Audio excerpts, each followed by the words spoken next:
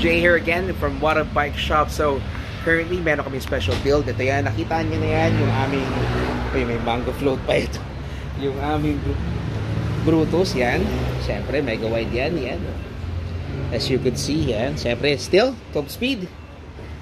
Yan, available yan. Yung mga colors na yan, as you could see. Si Imperium, yung naka 2XL, that's also available. So, anong gagawin nyo? Just one thing, PM us here at the shop. Alright, see you guys.